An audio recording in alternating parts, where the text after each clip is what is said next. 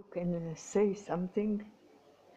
Okay, I'll tell a little bit about how I came to be part of Through Heart to Peace. It is very. I had come to Bosnia to do my dissertation research. I'm doing my PhD, and I was looking for different organizations that were doing peace building work and peace building work led by women. And I heard of Msuda's initiative here in Kozarcu, Srcem, mira.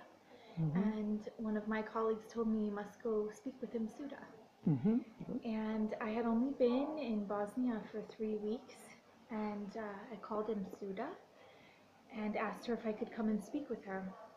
And she said, oh, well, we're having our conference next week, you should come.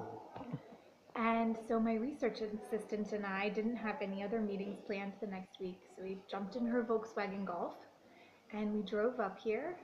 And she had told me that there was this group of British women that were coming, international women who come every year. And I thought, oh wow, well, this will be very interesting. And I was sitting in this exact room, actually. We had just arrived in the afternoon, and I had met Msuda for the first time. And then all of these British women came in, and they sat around, and I was sitting with Msuda and Sharifa and Annabelle and Jamie. And This is this year or? This was 2 years ago. 2 2 years. years ago. And you came from? I came from Washington, D.C., and I was living in Sarajevo, and while I was doing my research. And this was one of the first groups I spoke with, was the Through Heart to Peace group. But when I was sitting across from them on the sofa, it was as if I had found my family.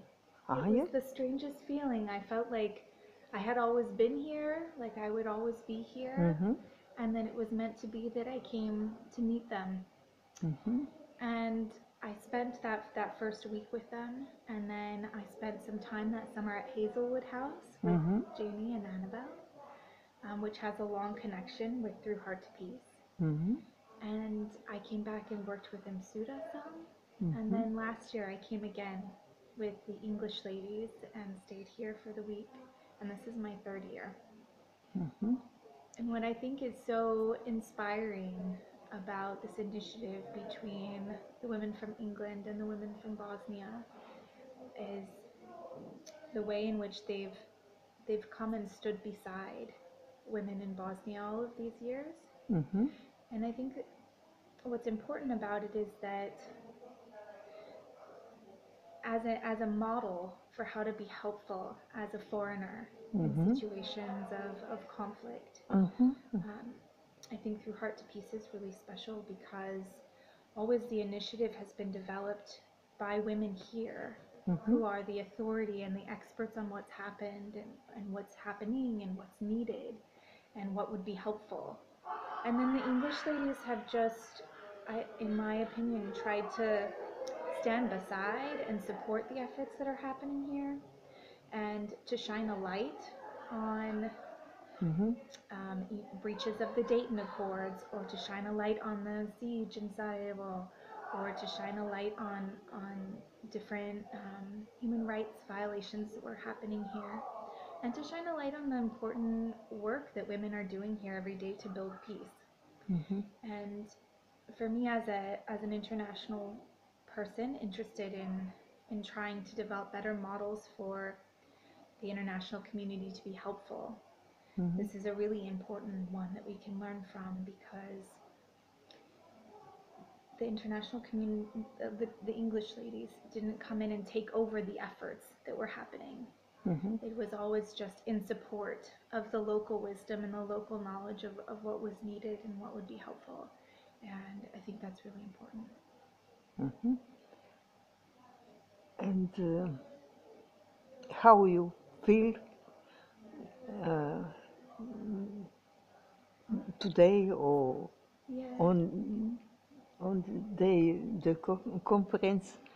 What is your my feeling? Yes. Well, my experience with this group and with women across Bosnia has changed my life. And what I have found so remarkable and so moving is how people here live through their heart. And I've been greeted with an open heart from so many people in the most generous and kind way. And I've been invited into people's homes and into people's lives. And it's something I haven't experienced anywhere else that I think is very unique here. And I think also what's so beautiful is that the building of peace I found it in the ordinary things that people do every day, the choices we make day to day and moment to moment of how to be with one another.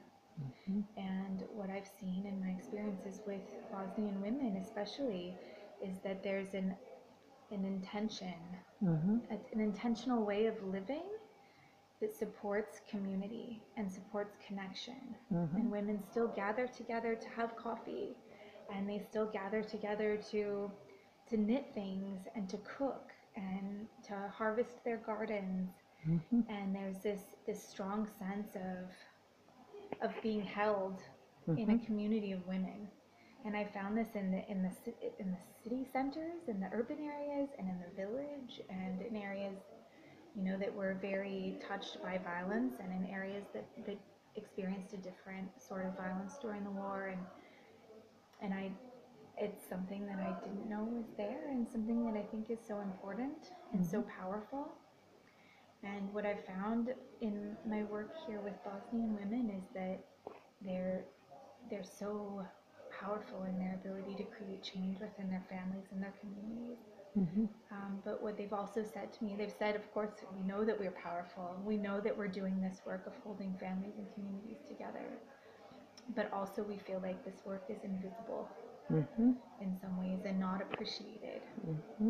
And so what I've taken away from that is that the way that we understand what it means to be powerful and what is powerful needs to shift, so that these other ways of being and expressing contribution and empowerment and power really are valid and recognized and supported in the way that we value individuals' contributions everywhere, but also in the way that we think as an international community about coming in and being helpful after a war has happened.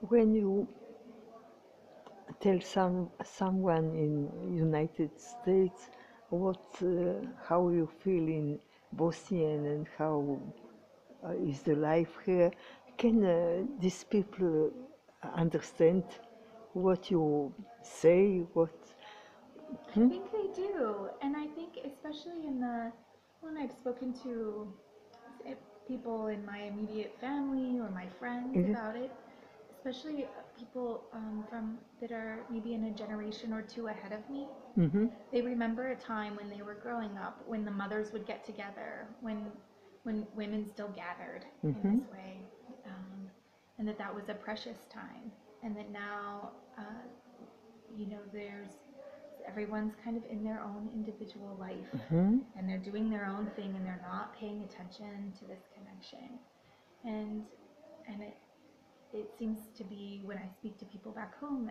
something that they really appreciate and something that they miss, and something that they could see would be very valuable.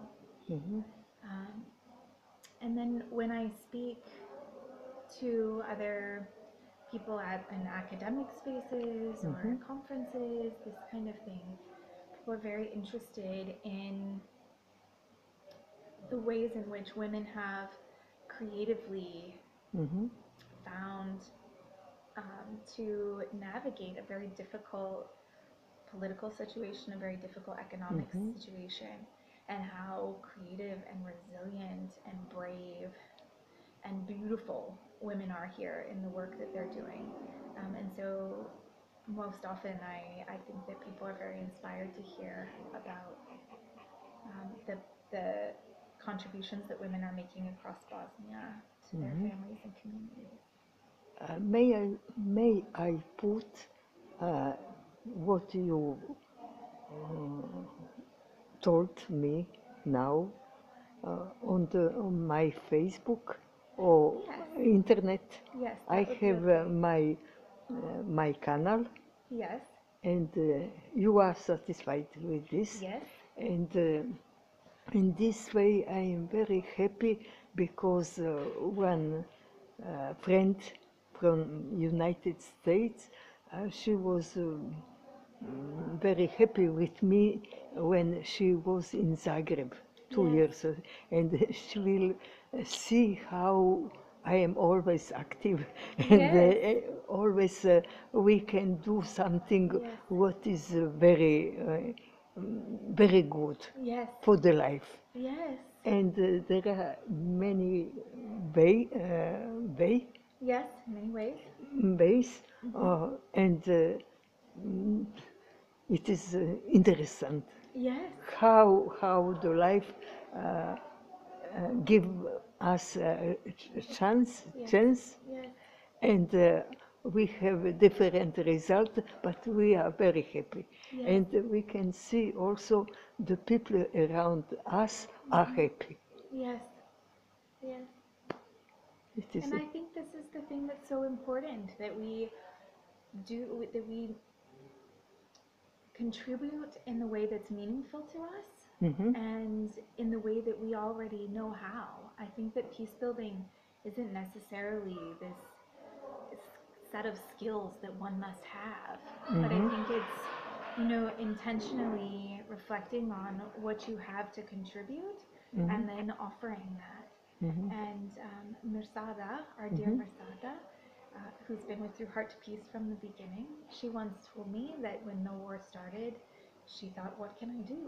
And she said, I can garden, I can sew, and I can sing. And yes, those were the things that she did. yes, And they yes, were the most important things that she could have possibly done. yes, yes, yes. And so I think it's these things that are intuitive to us, this wisdom that we, especially women here, possess, and how to live on the land and from the land and in community. I think it's those things that are the most important things that we could be supporting and honoring, really. Do you know someone from Zagreb, from Croatia, who is in the way for peace building? I do not. Ah, we will be in touch. Okay. You have Facebook, or Yes. and then I will Introduce?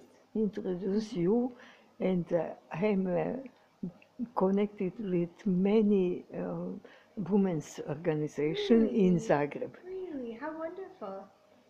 That's great. Yes, I'm yes. in Zagreb often. Often Yes. I am. We can meet in Zagreb, you're in and we Zagreb. can together visit this organization. Okay. That would be great. When you will be I will again? be there most of June. Yes. Then we can meet, and you can visit Vukovar with me. It's possible. Yes. I live also in Vukovar, Okay. and I know very interesting people Yes. from Vukovar, Okay. and who work in peace. Okay. Very interesting. We We will can be in touch. in touch. Okay. Yes, yes. And Okay. Now it is 14 minutes. Okay. It is Super. okay. Thank you very much. Thank you. Your name is Jasika Jasika. Smith. Jasika. Thank you. Uh-huh.